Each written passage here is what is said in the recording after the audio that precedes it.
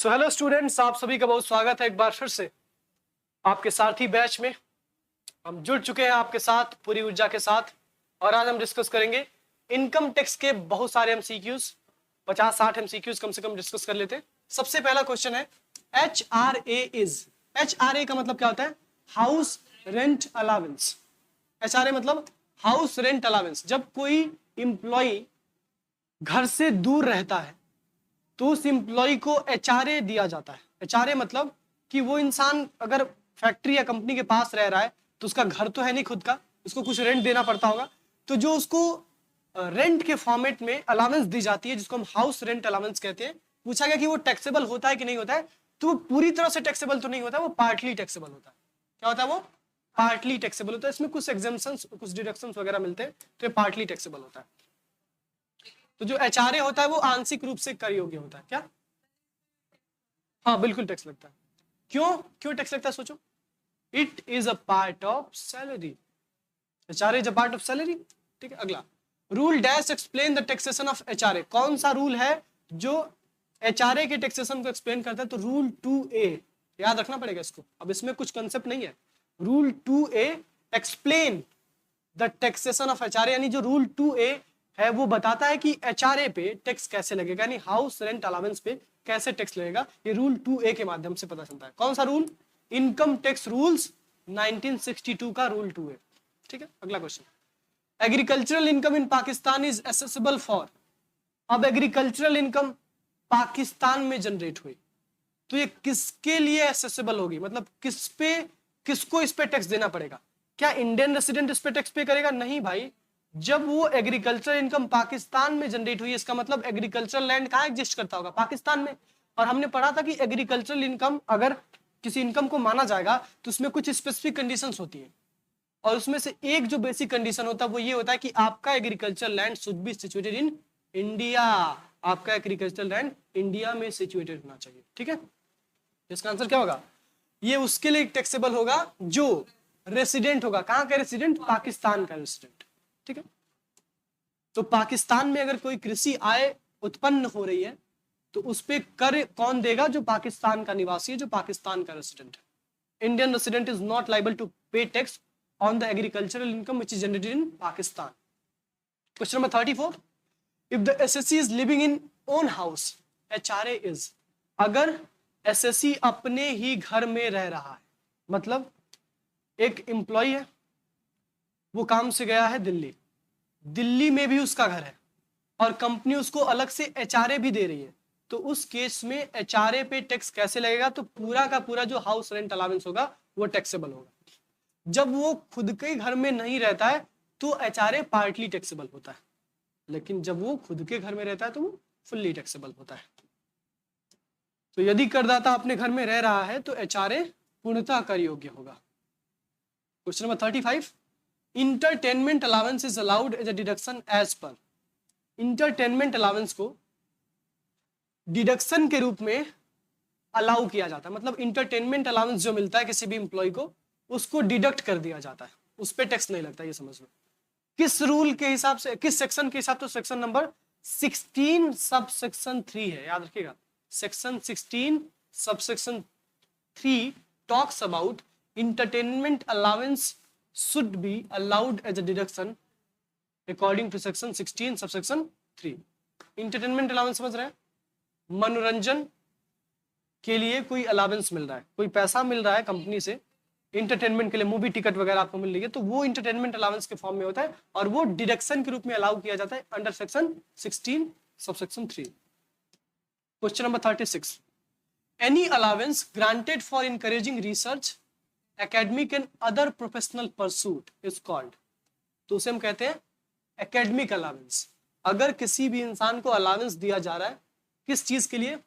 प्रोत्साहित करने के लिए। किस चीज को प्रोत्साहित करने के लिए? अनुसंधान यानी कि रिसर्च को, एकेडमिक यानी कि शैक्षणिक को, और क्या? प्रोफेशनल परसूट यानी व्यवसायिक गतिविधियों को, तो उसे हम क्या कहेंगे? Academic allowance. So if there is any allowance which is granted for research, academics or professional pursuit, it is called as academic allowance. अगला question. Children education allowance is exempted up to per month पर child for 2 children. मतलब एक होता है children education allowance, मतलब मान लो कोई employ है, किसी कंपनी में काम कर रहा है, उसके बच्चे भी हैं, उसके बच्चों की एजुकेशन की भी कुछ फीस लगती होगी, तो नो मैटर आप फीस कितना देते हैं, आपको 100 रुपए की छूट दी जाएगी, 100 रुपए का डिडक्शन मिलेगा फॉर 2 चिल्ड्रन। कितने बच्चों के लिए? 2 बच्चों के लिए 100 रुपीज। समझ में आ रहा है कि नहीं? मान लो मैं एम्प्लॉय हूं किसी कंपनी का, मेरे 2 बच्चे हैं और वो पढ़ाई भी तो करते होंगे, तो उनका 100 रुपए का जो फीस है पर मंथ, मंथली, वो डिडक्ट हो जाएगा हमारे सैलरी में से, उस पर टैक्स नहीं लगेगा, सीधा वो एग्जेम्प्ट हो जाएगा। अगला question, children hostel allowance is exempt up to per month per child for 2 children. Hostel allowance समझते हैं? कोई बच्चा हॉस्टल में रह रहा है, घर पे नहीं रह रहा है, हॉस्टल में रह रहा है, तो उसके लिए दिया जाता है क्या? चिल्ड्रन हॉस्टल अलाउंस, और ये एग्जेम्प्टेड होता है 2 बच्चों के लिए। कितना? 300 रुपीज पर मंथ। कितना है? ऊपर हमने क्या पढ़ा? Children education allowance ₹100 for 2 children per month. फिर हमने पढ़ा hostel allowance ₹300 for 2 children per month. क्या ये? एग्जेम्प्टेड है। ठीक है। Question number 39, transport allowance given by the employer to the employee is exempted up to. Transport allowance, जिसको आप ट्रेवलिंग अलाउंस के नाम से भी जानते हैं। जैसे मान लो कोई एम्प्लॉय है जिसको घूमने फिरने के लिए अलग से कोई कंपनी पैसा दे रही है, तो उसमें से कितना पैसा एग्जेम्प्ट हो सकता है? तो 1600 रुपीज पर मंथ। कितना? 1600 रुपया पर मंथ जो ट्रांसपोर्ट अलाउंस होता है या जो ट्रेवलिंग अलाउंस होता है वो एग्जेम्प्ट हो सकता है। अगला क्वेश्चन, फॉरेन अलाउंसेस, अगर विदेश से कोई अलाउंस मिल रहा है, विदेशी भत्ता मिल रहा है, तो वो क्या होता है? वो फुल्ली एग्जेम्प्टेड अलाउंस होता है, मतलब उस पर टैक्स नहीं लगता है। अगला, the state which of the following income are exempted. बताइए इसमें से कौन सी इनकम एग्जेम्प्टेड है? तो अभी हमने देखा foreign allowance is fully exempted, बाकी सारे टैक्सेबल होते हैं। इसमें से कुछ पार्टली टैक्सेबल होते हैं, कुछ फुल्ली टैक्सेबल होते हैं। हाँ, मेडिकल अलाउंस पार्टली टैक्सेबल होता है, डियरनेस अलाउंस भी पार्टली टैक्सेबल होता है। अच्छा, अगला question, education allowance is exempted for. Educational allowance 2 लोगों के लिए एग्जेम्प्टेड होता है। अब ये चीजें आपको समझाई नहीं जा सकती, आपको याद ही करना पड़ेगा। Education allowance is exempted for 2 persons, 2 व्यक्तियों के लिए शिक्षा भत्ता के लिए छूट दिया जाता है। क्वेश्चन नंबर 43, अब ये क्वेश्चन ध्यान से समझिएगा। एक गवर्नमेंट एम्प्लॉय है, he received salary of ₹1,20,000 and entertainment allowance ₹10,000 during the previous year. He spent ₹6,000 on entertainment. He is entitled to deduction under section 16 subsection 3 होना चाहिए ना यहाँ पे। कितना कितना उसको डिडक्शन मिलेगा? क्या बोला गया है कि 1,20,000 रुपए बेटा तुम्हारी सैलरी है, उसमें से तुम्हारा इंटरटेनमेंट अलाउंस कितना है? 10,000 रुपए, जिसमें से तुमने खर्चा कितना किया? 6,000 रुपए। अब आपको बताना है कि इसमें से कितना एग्जेम्प्टेड है। अब इंटरटेनमेंट अलाउंस याद करो, कितना एग्जेम्प्टेड था? कितना? 3%। इंटरटेनमेंट अलाउंस कितना एग्जेम्प्टेड था?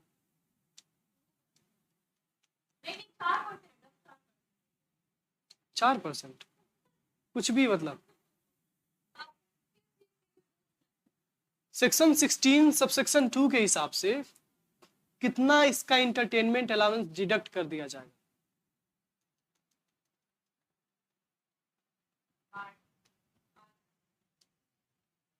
क्वेश्चन,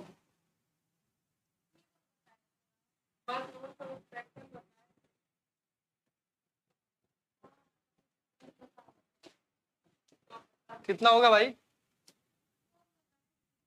ऑनलाइन वाले बताएंगे पक्का। सर 26 अप्रैल को इनकम टैक्स लॉ का एग्जाम है। ठीक है भाई, तो पढ़ लो ना, आपकी पीडीएफ भी तो मैंने अपलोड करवा दी है, पढ़िए। कौन बताएगा इसको?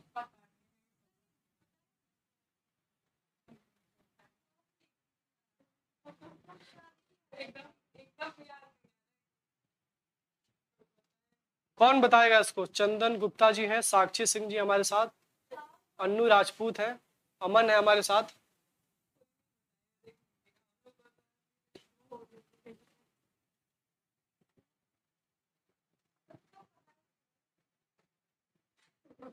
पूरा चैप्टर पढ़ा मैंने इनकम फ्रॉम सैलरीज, उसमें इतने सारे अलावेंस अलावेंस मैंने पढ़ाया कि अलावेंस पढ़ पढ़ के तुम लोग का भी दिमाग खराब हो गया था। वो भी नहीं याद है, अफसोस की बात है।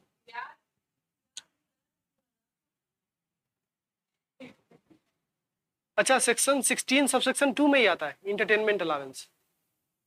तो सेक्शन 16 सबसेक्शन 3 में भी मैंने इसको वेरीफाई किया था, सेक्शन 16 सबसेक्शन 3 भी दिखा, अब पता नहीं, देखो चलो सेक्शन 16 सबसेक्शन 2 में ही आता है, ठीक है भाई, तुम कह रहे हो तो।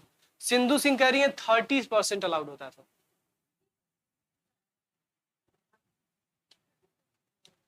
30% होता है तो भाई इसमें से 30% किसका निकालेंगे आप, ये बता दीजिए।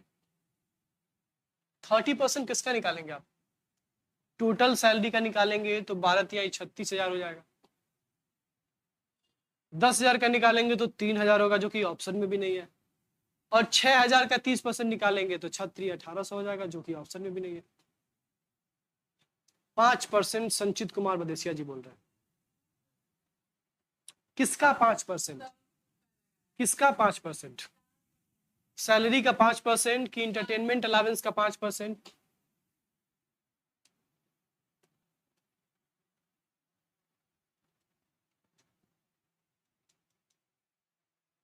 अफसोस की बात,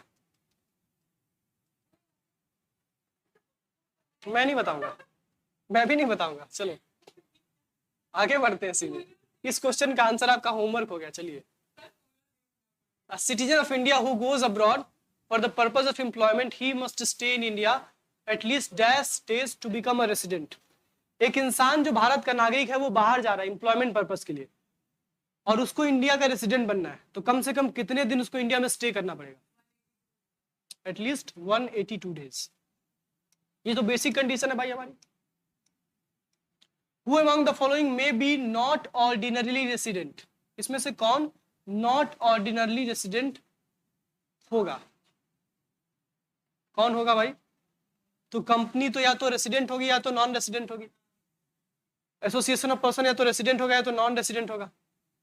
और नॉट ऑर्डिनरली रेसिडेंट किसके लिए होता है?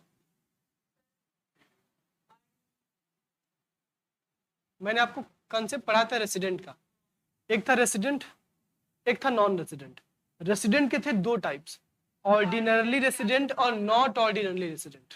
अभी जो ऑर्डिनरली रेसिडेंट या नॉट ऑर्डिनरली रेसिडेंट था, क्या ये एचयूएफ पे एप्लीकेबल था? क्या ये पार्टनरशिप पे एप्लीकेबल था? क्या ये लोकल अथॉरिटी पे एप्लीकेबल था?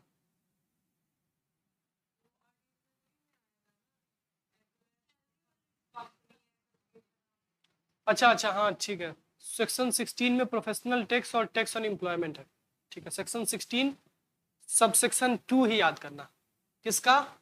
इंटरटेनमेंट अलाउंस का, सॉरी सेक्शन 16 सबसेक्शन 2। अच्छा यहाँ पे टिक सही किया गया इसका, तो वो कुछ अलग था शायद, मुझे प्रोफेशनल टैक्स के बारे में कुछ इंटरटेनमेंट अलाउंस था। चलो ठीक है, इसका यही आंसर होगा। अब ये बता दो मुझे, कहाँ थे हम लोग? हाँ, कि नॉट ऑर्डिनरली रेसिडेंट पे इसमें से कौन सा आएगा? एक था ऑर्डिनरली रेसिडेंट और एक था नॉट ऑर्डिनरली रेसिडेंट। क्या एचयूएफ नॉट ऑर्डिनरली रेसिडेंट हो सकता है?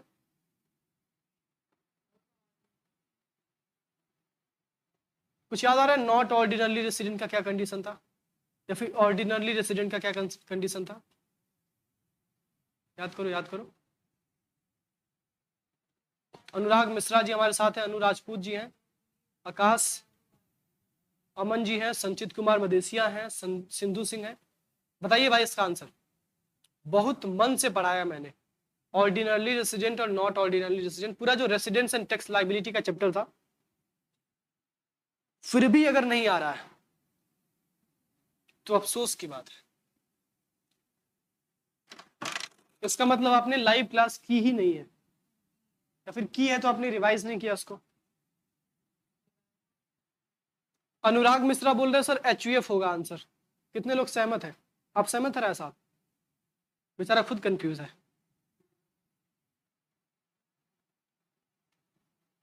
HUF। और कोई बोलना चाहेगा क्या होगा? एकदम बेसिक बेसिक से क्वेश्चंस पूछे जा रहे हैं, बिल्कुल बेसिक बेसिक से क्वेश्चन, जिसमें थोड़ा सा भी कंफ्यूजन का कोई गुंजाइश भी नहीं है, सीधे सीधे स्पष्ट बताया गया क्वेश्चन।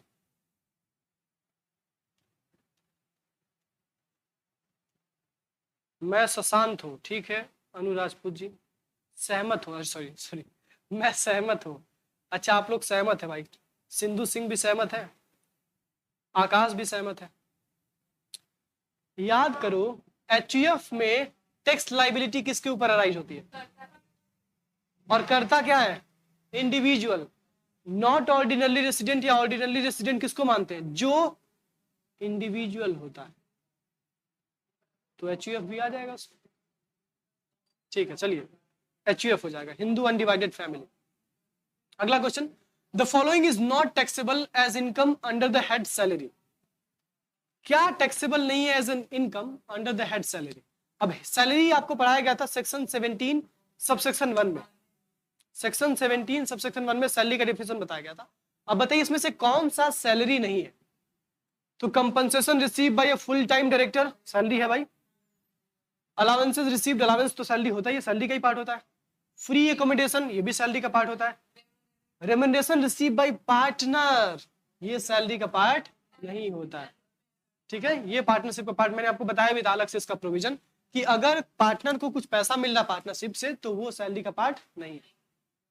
अगला question, previous year means the financial year immediately preceding the assessment year. Previous year का मतलब क्या है कि असेसमेंट ईयर से पिछले वाला ईयर, वही क्या है हमारा प्रीवियस ईयर है। प्रीवियस ईयर वो ईयर होता है जिसमें हम इनकम कमाते हैं, और असेसमेंट ईयर वो ईयर होता है जिसमें हम इनकम पे टैक्स लगता है। तो दिस इज कॉल्ड, इसका आंसर हो जाएगा असेसमेंट ईयर। तो पिछले वर्ष का अर्थ है कर निर्धारण वर्ष से पहले का वित्तीय वर्ष, हाँ सेक्शन 3 में, और असेसमेंट ईयर का सेक्शन 2 क्लॉज 9। अगला, gratuity received by a government employee is. अगर गवर्नमेंट एम्प्लॉय को कोई ग्रेचुटी मिल रहा है, ग्रेचुटी मतलब रिटायरमेंट का एक बेनिफिट होता है आप कह सकते हैं, तो वो क्या होगा? तो वो फुल्ली एग्जेम्प्टेड होगा, यानी उस पर टैक्स नहीं लगेगा, ठीक है। चलिए इस तरीके से अगर आप इन्वॉल्व होकर क्वेश्चंस के आंसर्स बताएंगे तो फिर ये समझ में आएगा कि आपको जो चीजें पढ़ाई गई हैं वो आपको याद भी है एटलीस्ट।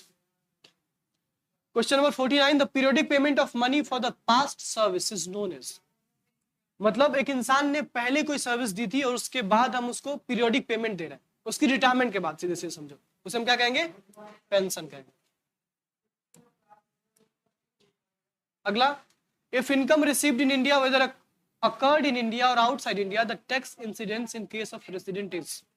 मतलब इनकम चाहे इंडिया में कमाई गई हो, इंडिया में रिसीव की गई हो, चाहे इंडिया के बाहर रिसीव की गई हो, अगर या पूछ रहा है कि जो टैक्स इंसिडेंस है वो कैसे, टैक्स कैसे लगेगा?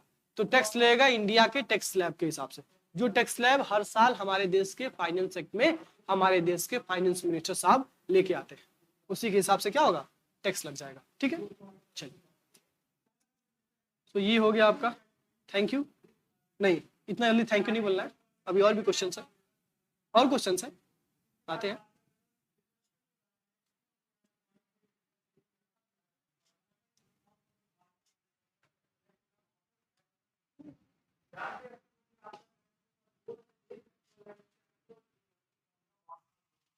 अगला क्वेश्चन, अरे यार ठीक है। The income received in accrued outside India, ध्यान से, फ्रॉम अ बिजनेस कंट्रोल्ड और profession setup in India, the tax incidence in case of resident is. क्या कहा जा रहा है? ध्यान से समझिएगा। एक इनकम रिसीव की जा रही है या इनकम अक्रू हो रही है, कहां पे? आउटसाइड इंडिया, लेकिन ये जो बिजनेस है या फिर ये जो प्रोफेशन है ये कंट्रोल किया जा रहा है इंडिया से, मतलब बिजनेस तो बाहर है लेकिन कंट्रोल कहां से हो रहा है बिजनेस का? इंडिया से। तो उस बिजनेस पे टैक्स लगेगा कि नहीं लगेगा? लगेगा, लगेगा भाई। अगर बिजनेस बाहर है लेकिन उसका कंट्रोल इंडिया में है, मतलब रेसिडेंट कौन हुआ? इंडिया का पर्सन हुआ, तो इस केस में उस पर टैक्स लगेगा, क्योंकि बिजनेस बाहर है, डजंट मैटर, बिजनेस का कंट्रोल कहां से हो रहा है, तो उस पर टैक्स लगेगा, वो टैक्सेबल होगा। बोला। हाँ बिल्कुल, इंडिया की जो टैक्सेबल लिमिट है, जो टैक्सेबल स्लैब्स है, उसके हिसाब से टैक्स लगाया जाएगा। अगला question, pension is taxable under dash head. तो आपको पता ही है पेंशन किसका पार्ट है? सैलरी का पार्ट है। अंडर सेक्शन 17 सबसेक्शन 1 पढ़ा है हमने। तो सैलरी में इसको टैक्सेबल किया जाएगा। अगला question, salary received by a member of parliament, MP साहब को सैलरी मिल रही है, is taxable under the head income from other sources. क्योंकि वो गवर्नमेंट का एम्प्लॉय नहीं है, वो तो अपने आप में सरकार है। उसे हम क्या मानेंगे? Income from other source. तो उसको इनकम फ्रॉम अदर सोर्स के अंदर चार्ज किया जाएगा। तो संसद सदस्य द्वारा प्राप्त जो वेतन होता है वो अन्य स्रोतों से आय के अंदर उस पर टैक्स लगाया जाता है। अगला question, a person is non resident if he fails to fulfil dash. एक पर्सन नॉन रेसिडेंट कहलाएगा अगर वो क्या फुलफिल नहीं करेगा। तो एक पर्सन नॉन रेसिडेंट कहलाएगा अगर वो कम से कम एक बेसिक कंडीशन को पूरी नहीं कर रहा है, तो वो क्या कहलाएगा? नॉन रेसिडेंट कहलाएगा। तो कम से कम एक बेसिक कंडीशन तो आपको पूरी करनी है। अगर आपने एक बेसिक कंडीशन पूरी कर ली और एडिशनल कंडीशन भी पूरी कर ली, तब तो आप ऑर्डिनरली रेसिडेंट हो जाएंगे। अगर आपने एक बेसिक कंडीशन पूरी की और एडिशनल कंडीशन पूरी नहीं की, तो आप नॉट ऑर्डिनरली रेसिडेंट हो जाएंगे। मैंने आपको बताया भी था, ठीक है। चलिए अगला question, income received in India is taxable in the hands of. अगर इनकम इंडिया में रिसीव किया गया तो किसके हाथ में टैक्सेबल होगा? एसएससी के हाथ में टैक्सेबल होगा। किसके हाथ में टैक्सेबल होगा? एसएससी के हाथ में टैक्सेबल होगा। वो एसएससी चाहे रेसिडेंट हो, चाहे नॉन रेसिडेंट हो, चाहे ऑर्डिनरली रेसिडेंट हो या नॉट ऑर्डिनरली रेसिडेंट। कैसे? सोचिए, इनकम रिसीव कहां हुई है? इंडिया में। इनकम टैक्स कहता है कि बेटा अगर तुमने भारत में इनकम कमाई है तो हमें इस बात से कोई फर्क नहीं पड़ता कि तुम भारत के नागरिक हो कि नहीं, you have to pay tax. ठीक है, सारे एसएससी के लिए, चाहे वो रेसिडेंट हो, चाहे वो रेसिडेंट एंड ऑर्डिनरली रेसिडेंट हो या नॉन रेसिडेंट हो, सबको टैक्स देना पड़ेगा because income is received in India. अगला question, dash is exempted from income tax. क्या एग्जेम्प्टेड है इनकम टैक्स से? अब इस पे थोड़ा सा कंट्रोवर्सी है। बता रहे हैं हम, डिविडेंड फ्रॉम इंडियन कंपनी, इसके लिए 2020 तक एग्जेम्प्टेड था। इंडियन कंपनी से जो डिविडेंड मिलता था वो एग्जेम्प्टेड इनकम की कैटेगरी में आता था। क्यों? क्योंकि जो कंपनी डिविडेंड बांटती थी वो डिविडेंड बांटने से पहले डिविडेंड डिस्ट्रीब्यूशन टैक्स यानी डीडीटी पे करती थी सरकार को, इसीलिए उस पर दोबारा टैक्स नहीं लगता था, नहीं तो डबल टैक्सेशन हो जाएगा ना, इसीलिए। लेकिन अब वो डीडीटी को हटा दिया गया। अब जो income from dividend Indian company है, डिविडेंड फ्रॉम इंडियन कंपनी, उसको भी टैक्सेबल किया जाता है, वो भी टैक्सेबल है। ठीक है, लेकिन अब आपके एग्जाम में जो क्वेश्चन पूछा जाएगा ना, वो बहुत अपडेटेड, बहुत अमेंडेड क्वेश्चन नहीं होगा।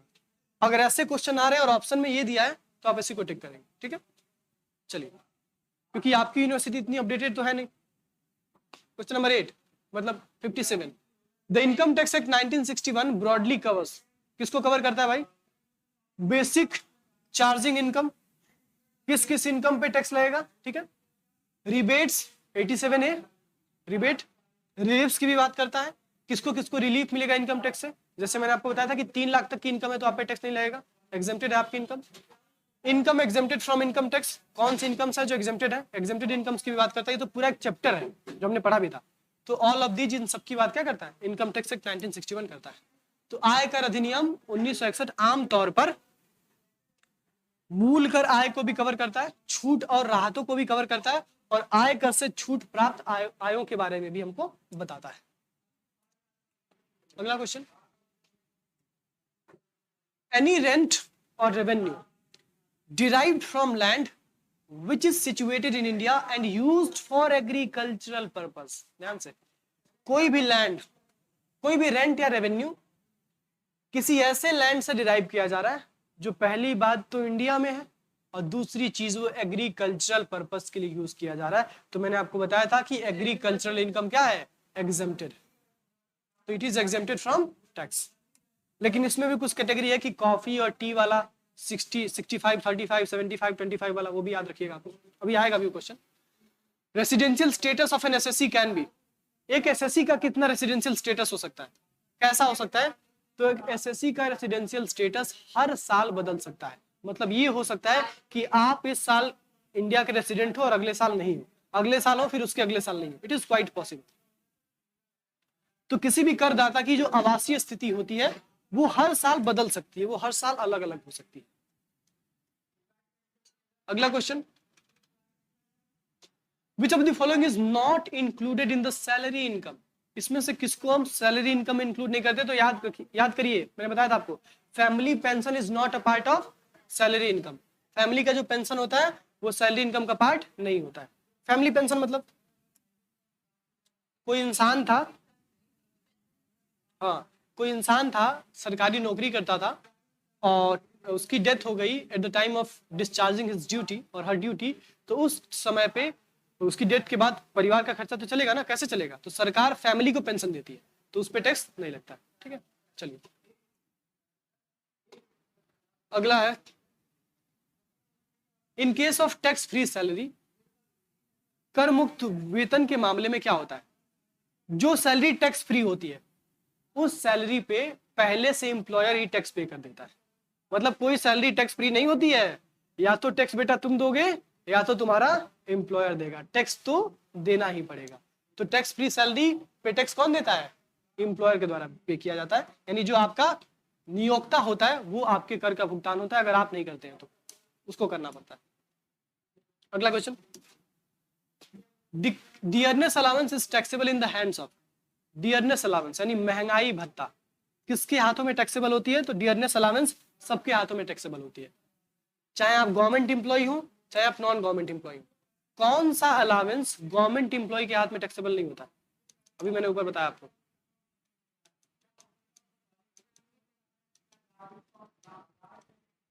अभी ऊपर बताया मैंने, इंटरटेनमेंट अलाउंस बकलोलो, entertainment allowance is not taxable in the hand of government employ.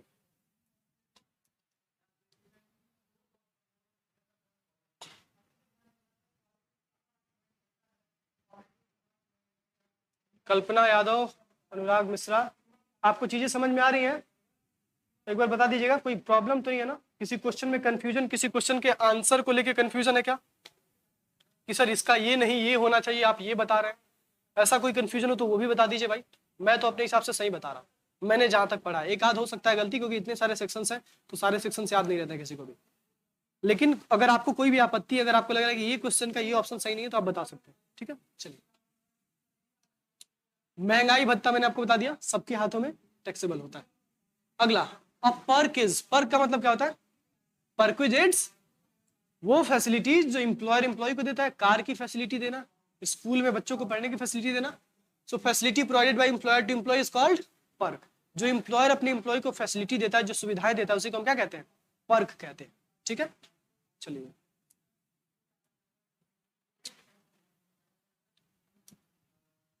Question number 15, perquisites to employees are covered in the income tax act 1961 under किस सेक्शन में है? तो सेक्शन नंबर 28A, इसको याद रखना पड़ेगा। जो परक्विजिट्स है किसको? एम्प्लॉयज को जो परक्विजिट्स दिए जाते हैं वो किस सेक्शन में कवर है? Section 28A of income tax act 1961। अगला question, the value of interest free concessional loan to employees is determined on the basis of lending rates of dash for the same purpose। ध्यान से समझिएगा, value of interest free concessional loans, employees को हम loan दे रहे हैं concession पे, मतलब उस पर इंटरेस्ट नहीं लगा रहा, समझ लो बिना इंटरेस्ट का लोन दे रहे हैं। तो उस केस में जो लैंडिंग रेट्स होंगे, मतलब अगर आप लोन दे रहे हैं तो आप रेट नहीं लेंगे, हो सकता है आप इंटरेस्ट ना लें एज अ कंपनी, लेकिन कुछ कंपनियां होती हैं जो कुछ ना कुछ इंटरेस्ट रेट लेती हैं, तो वो कौन सा इंटरेस्ट रेट लेंगी वो डिसाइड किया जाएगा किसके द्वारा? आरबीआई के द्वारा। अगर कोई कंपनी अपने एम्प्लॉय को फ्री में लोन दे रही है बिना इंटरेस्ट चार्ज के तब तो ठीक है, लेकिन अगर वो कंसेशनल लोन दे रही है, मतलब थोड़ा इंटरेस्ट कम करके दे रही है, तो वो कितने पे लोन देगी वो कौन डिसाइड करेगा? आरबीआई। जो आरबीआई डिसाइड करेगा उसी पे आपको देना है। ठीक है, 63 नहीं समझ आया, मिश्रा जी कह रहे हैं, मिश्रा जी को हमारे पर्क क्या होता है भाई? पर्क का मतलब जो फैसिलिटी, जो सुविधाएं आपका एम्प्लॉयर, यानी मान लीजिए आप हमारे यहाँ काम करते हैं, आप हमारे एम्प्लॉय हैं, तो आपको मैंने कार की फैसिलिटी दे दी, आपको मैंने एक सर्वेंट दे दिया, आपको मैंने तमाम सारी मेडिकल फैसिलिटी दे दी। तो जितनी भी फैसिलिटी मैं आपको दे रहा हूँ ये पर्क कहलाता है, जो एक एम्प्लॉयर अपने एम्प्लॉय को देता है। ठीक है, हो गया 66 पे आते हैं। An employee is deemed as a specified employee if he is a director in the company or has substantial in the company or his chargeable salary as per annual annum exceed। किसी कर्मचारी को निर्दिष्ट कर्मचारी माना जाएगा यदि वह company में निदेशक है या कंपनी में उसकी पर्याप्त हिस्सेदारी है या उसका वार्षिक देय वेतन इससे अधिक है। क्या कहा जा रहा है कि एक एम्प्लॉय को हम ये मान लेंगे कि वो एक स्पेसिफाइड एम्प्लॉय है। स्पेसिफाइड एम्प्लॉय किसे कहते हैं? कुछ एम्प्लॉयज की लिस्ट है जिनको स्पेसिफाई किया गया कि भाई आप स्पेसिफाइड एम्प्लॉय। अगर वो एम्प्लॉय किसी कंपनी का डायरेक्टर है और वो उस कंपनी में सब्सटेंशियल पावर को एंजॉय कर रहा है, मतलब उस कंपनी में उसका अच्छा खासा पावर है और उसकी सैलरी 50,000 से अधिक है। ध्यान से समझिएगा, एक व्यक्ति को स्पेसिफाइड एम्प्लॉय कहा जा रहा है अगर वो किसी कंपनी का डायरेक्टर है और उस व्यक्ति के पास उस कंपनी में सब्सटेंशियल पावर है, साथ ही साथ उस व्यक्ति का जो सैलरी है वो 50,000 रुपए पर मंथ से अधिक है, तो उसको हम क्या मानेंगे? 50,000 दिया क्या? पर एनम दिया है? नहीं यार, तो गलत दिया। 6 लाख होना चाहिए मेरे हिसाब से। इसको वेरीफाई करिए भाई, कोई बताओ इसको, इसका आंसर क्या होगा? मैं तो सहमत नहीं हूं, मुझे लग रहा है कोई पुराना प्रोविजन है।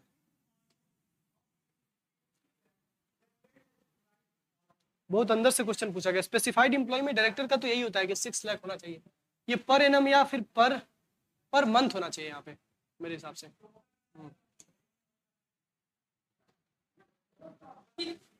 फोटो खींचने वाले कैमरामैन साहब,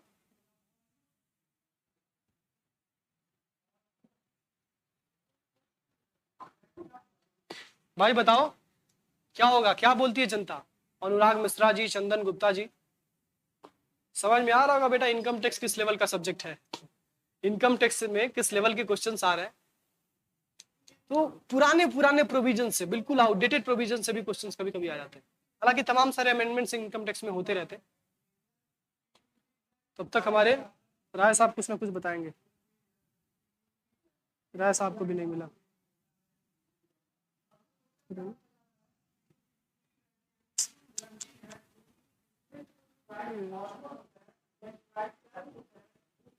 50,000 पर एनम ही है। चलिए भाई 50,000 पर एनम ही होगा, 50,000 पर एनम ही होगा भाई, मैं ही गलत हूँ। ठीक है, 50,000 पर एनम। अब देखो, याद रखो भाई, मुझे नहीं समझ में आ रहा है कैसे उसको स्पेसिफाइड एम्प्लॉय कहा जा रहा है। कंपनी का डायरेक्टर ससुर के नाती तुमको 50,000 रुपए साल का मिल रहा है, इससे अच्छा तो एक लेबर कमा लेता है, वो 2-3 लाख रुपए पर साल का कमा लेता है। चलो पर एनम ही होगा, ठीक है। अब प्रोविजन है तो याद करना पड़ेगा, प्रैक्टिकल तो है नहीं, लेकिन फिर भी कोई बात नहीं, आगे बढ़ते हैं। 67, value of rent free accommodation in case of government employee shall be taxable up to. Value of rent free accommodation, accommodation मतलब एक इंसान को रहने वहने की व्यवस्था दी जा रही है, ठीक है, रूम वगैरह दिया जा रहा है, और कौन सा रूम दिया जा रहा है उसको? बिना रेंट का, फ्री ऑफ कॉस्ट। तो उसकी वैल्यू तो निकाली जाएगी ना, उसकी वैल्यू टैक्सेबल होगी। टैक्सेबल कितनी होगी? Up to the license fees fixed by the government. जितना लाइसेंस फीस गवर्नमेंट ने फिक्स किया है, मतलब रेंट फ्री अकोमोडेशन आप लेने जाएंगे तो एक लाइसेंस फीस होगा जो गवर्नमेंट ने फिक्स किया होगा, उस पे, उस वैल्यू पे आपको टैक्स देना होगा। किस पे? License fees fixed by the government, जो गवर्नमेंट ने लाइसेंस फीस फिक्स किया है उस पे आपको टैक्स देना पड़ेगा। बस इतना समझ। भलते भलते प्रोविजन है। हाँ, ये थोड़ा अच्छा प्रोविजन है। हाँ, ये मजा आएगा इसमें। हाँ, एम्प्लॉय कंट्रीब्यूशन टू आरपीएफ, इसको पढ़ लेना जो ऊपर वाले हैं, ठीक है, उसमें आंसर सब सही टिक किए गए, कुछ गलत नहीं है, ठीक है, पढ़ ही लेना उसको, ठीक है। जो प्रोविजन थोड़े से कंसेप्चुअल है, समझाने वाले, वो मैं बता दे रहा हूँ। Employees contribution to RPF, you know RPF recognized provident fund, और एक होता है यूआरपीएफ यानी कि unrecognized provident fund, is exempted up to 12% of salary. यानी एम्प्लॉइज का जो कंट्रीब्यूशन है टू आरपीएफ वो कहां तक एग्जेम्प्टेड होगा, 12% ऑफ सैलरी। मतलब कोई एम्प्लॉय आरपीएफ में कंट्रीब्यूशन कर रहा है तो वो मन कर रहा है उसका कि 20% कंट्रीब्यूशन कर दे, तो 20% आपका एग्जेम्प्टेड नहीं होगा। कितना एग्जेम्प्टेड होगा, 12% ही एग्जेम्प्टेड होगा, बाकी 8% पे टैक्स आपका लगेगा। समझ में आया? चलिए अगला क्वेश्चन, ये तो हो गया 71। The income of previous year is chargeable to tax in the immediately succeeding assessment year। जो प्रीवियस ईयर में हम इनकम कमाते हैं उस पर टैक्स किस साल लगता है, अगले साल हमारे असेसमेंट ईयर में लगता है, तो हो जाएगा इसका immediately succeeding assessment year. Simple question. अगला question, the interest on loan paid by the government of India to a non resident outside India is, interest on loan paid by government of India to a non resident outside India is dash in India. मतलब सरकार ने किसी व्यक्ति से loan लिया, किसने लिया है, सरकार ने, और सरकार लोन पे कर रही है किसी व्यक्ति को और वो व्यक्ति इंडिया से बाहर है, वो इंडिया का रेसिडेंट नहीं है, तो उस केस में पूछा जा रहा है कि क्या वो उस इनकम पे टैक्स लगेगा, तो नहीं लगेगा। क्यों? क्योंकि वो इनकम तो फॉरेनर की हो जाएगी ना, वो हमारे देश का रेसिडेंट होता तब तो उस पर टैक्स लगता, या फिर वो हमारे देश में इनकम को रिसीव करता तब तो उस पर टैक्स लगता, लेकिन वो हमारे देश में इनकम को ना रिसीव कर रहा ना रेसिडेंट है, तो उस पर टैक्स नहीं लगेगा। इसका हो जाएगा नॉट टैक्सेबल, वो टैक्सेबल नहीं होगा। तो अगर भारत सरकार द्वारा भारत के किसी अनिवासी को ऋण पर ब्याज दिया जा रहा है, भारत सरकार खुद दे रही है, इंडियन गवर्नमेंट दे रही है इंटरेस्ट, तो वो कर योग्य नहीं होगा, उस पर टैक्स नहीं लगेगा। अगला क्वेश्चन, द सैलरी रेम्युनरेशन और compensation receive by the partners is taxable under the head income from business, यानी कि पीजीबीपी। याद रखिएगा इसको, जो कंपनसेशन, जो सैलरी या जो रेम्युनरेशन पार्टनर को अपने पार्टनरशिप फॉर्म से मिलता है उसे हम बिजनेस की इनकम मानते हैं, उसे हम पीजीबीपी की इनकम मानते हैं। इसका आंसर हो जाएगा इनकम फ्रॉम बिजनेस, उसे हम सैलरी की इनकम नहीं मानते, मैंने आपको ऑलरेडी बता रखा है ये चीज। अगला question, the death cum retirement gratuity received by the government employ और employ of local authority is, सरकारी कर्मचारी या स्थानीय प्राधिकरण के कर्मचारी द्वारा प्राप्त मृत्यु सह सेवानिवृत्ति ग्रेच्युटी डैश है। मतलब एक इंसान को रिटायरमेंट का ग्रेच्युटी मिल रहा है और वो रिटायरमेंट के साथ साथ, मतलब उसका जब रिटायरमेंट होने वाला था उसी समय वो मर ही गया मान लो, तो उसको रिटायरमेंट का भी और डेथ का भी दोनों का ग्रेच्युटी मिल रहा है, तो वो ग्रेच्युटी क्या होगा, तो वो फुल्ली एग्जेम्प्टेड होगा। अगर रिटायरमेंट ग्रेच्युटी होता तो वो टैक्सेबल होता, लेकिन डेथ कम रिटायरमेंट ग्रेच्युटी है तो वो फुल्ली एग्जेम्प्टेड है। समझ में आ रहा है? चलिए अगला, under section 15 of income tax act the salary due in previous year and even it is not received is, मतलब सेक्शन 15 से सेक्शन नंबर 17 तक किसकी बात करता है, सैलरी की बात करता है। सेक्शन नंबर 15 ये कहता है कि अगर किसी इंसान ने पिछले साल काम किया था और अभी तक उसको सैलरी नहीं मिली उस साल की, फिर भी उस पर टैक्स लगा दिया जाएगा। यही पूछा गया कि अगर किसी इंसान ने पिछले साल काम किया था, सैलरी अभी तक मिली नहीं है, तो सैलरी को फिर भी टैक्सेबल कर दिया जाएगा, उस पर टैक्स लगा दिया जाएगा। बड़ी जालिम है ये इनकम टैक्स वाले, बिना कमाए धमाए पैसा लगा देते हैं टैक्स। अगला कहता है आज नहीं मिला है कभी तो मिलेगा, टैक्स हमको पहले दे दो बाद में तुम लेते रहना। The assessee can claim relief under dash for arrears और एडवांस ऑफ सैलरी। किस सेक्शन के अंदर एसएससी को रिलीफ मिल सकता है, किस चीज पे, सैलरी कुछ बाकी थी मिली नहीं, या कुछ सैलरी एडवांस में मिल गई तो उसको टैक्स से रिलीफ चाहिए, तो किस सेक्शन के अंदर वो जाएगा, सेक्शन 89 सबसेक्शन 1 के अंदर उसको रिलीफ मिलेगा। ध्यान से, एडवांस सैलरी या अरियर सैलरी से रिलीफ किस सेक्शन के अंदर मिलता है, सेक्शन 89 सबसेक्शन 1 के अंदर मिलता है। The payment of gratuity act came into force in, payment of gratuity act किस ईयर में आया था, तो 1972 में आया था। किस ईयर में आया था, 1972, याद रखिएगा। Payment of gratuity act came into force in 1972। अगला क्वेश्चन ध्यान से, deduction from gross total income is allowed under section 80C up to the lower of qualifying amount और अ मैक्सिमम ऑफ, मतलब धारा 80C के अंतर्गत सकल कुल आय से कटौती अर्हक राशि में से न्यूनतम या अधिकतम तक की अनुमति है। हमको बताया कि हम जब सारे इनकम हेड्स को जोड़ देते हैं तो हमें क्या मिलता है, हम सारे इनकम हेड्स को जोड़ देते हैं तो हमें क्या मिलता है, ग्रॉस टोटल इनकम। अब उस ग्रॉस टोटल इनकम में से हम डिडक्शंस को घटाते हैं। कौन सा डिडक्शन, जो 80C से लेके 80U तक दिया है। अब पूछा गया कि 80C में जो मैक्सिमम आप डिडक्शन अलाउ कर सकते हैं वो कितने अमाउंट का है, तो 1 लाख रुपए तक का है। कितने का है, 1 लाख रुपए तक का। चलिए भाई अगला question, profit earn from illegal business. क्या बात है, अगर हमने कोई गैर कानूनी धंधा करके प्रॉफिट कमा लिया तो वो भी क्या होता है, टैक्सेबल। मैंने आपको बताया इनकम टैक्स बड़ा साफ सुथरा कानून कहता है कि बेटा तुमने खून करके पैसा कमाया, चाहे चोरी करके पैसा कमाया, चाहे डकैती करके पैसा कमाया, हमको इस बात से कोई फर्क नहीं पड़ता है। हमको बस ले आके हमारे हिस्से का टैक्स दे देना, हम खुश हैं। तो profit from illegal business is also taxable, वो भी टैक्सेबल होता है, वो टैक्स फ्री नहीं होता है। ठीक है, अगला question, medical reimbursement is exempt up to dash if treatment is done in a private hospital. ध्यान से, medical reimbursement, what is medical reimbursement,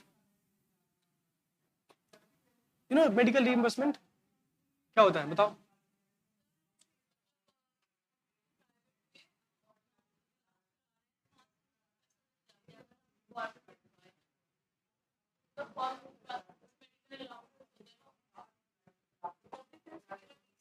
हाँ देखो, जैसे एग्जांपल के तौर पे, जैसे मान लो किसी को तबीयत खराब हुई, कोई एम्प्लॉई है उसकी तबीयत खराब हो गई, वो किसी प्राइवेट हॉस्पिटल में चला गया, भर्ती हो गया।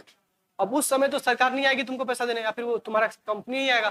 तुमने जो भी खर्चा किया उसका बिल ले लो और बिल लेके कंपनी को सबमिट करो, तो फिर आपको मिलेगा मेडिकल रीइंबर्समेंट, और ये एग्जेम्प्टेड होगा अप टू 15,000। कहां तक, 15,000 तक, उस पर टैक्स नहीं लगेगा। अगर उससे ज्यादा अगर आपको मेडिकल रीइंबर्समेंट का पैसा मिल रहा है तो पैसा तो आप ले सकते हैं, लेकिन उस पर टैक्स आपको पे करना पड़ेगा। ठीक है,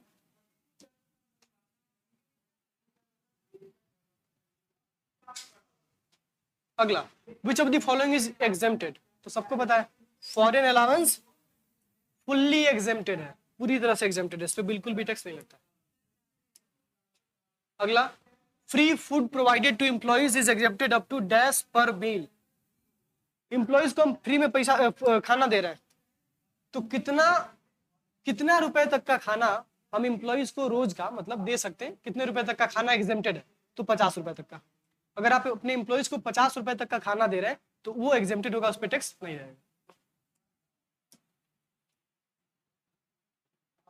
Which of the following is not taxable under the head salary? इसमें से कौन सा टैक्सेबल नहीं है सैलरी के हेड में? पहला option, remuneration paid to lecturer of a college for setting of a question paper, salary received by a member of parliament, commission received by an employee director of a company। तो इसका answer होगा both B and C and B नहीं होगा। Commission received by employee director, नहीं commission तो हो जाएगा, sorry हाँ ये नहीं होगा। एक लेक्चरर है कॉलेज का, उसको पैसा मिला किस चीज के लिए, क्वेश्चन पेपर सेट करने के लिए, तो वो किसी एम्प्लॉयमेंट पर्पज से नहीं गया था, वो तो इंडिपेंडेंटली क्वेश्चन पेपर सेट किया, उसको पैसा मिल गया। तो इस केस में इस पे ये जो इसकी इनकम होगी वो इनकम सैलरी के अंदर चार्ज नहीं की जाएगी, तो कहां चार्ज की जाएगी, IOS, income from other source. फिर अगर MP को सैलरी मिल रही है तो वो भी कहां चार्ज की जाएगी, IOS के अंदर। कहां पे चार्ज की जाएगी, IOS के अंदर, because MP is not an government employee. Member of parliament जो होता है वो गवर्नमेंट का कर्मचारी थोड़ा होता है, तो अपने आप में सरकार है, इसीलिए। बस 2 क्वेश्चन और।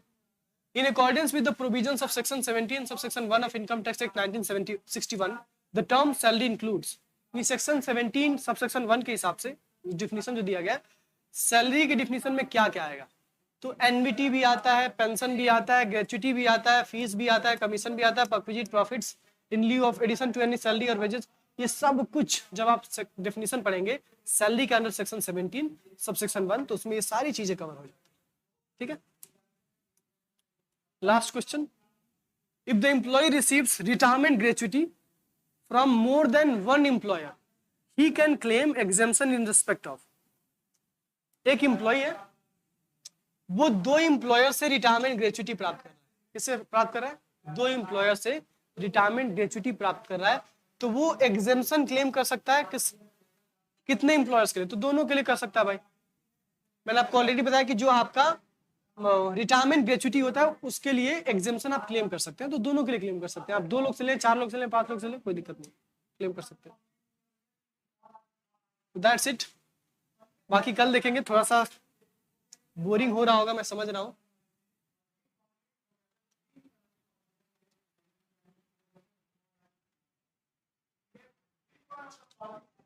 चलिए बाकी कल देखते हैं।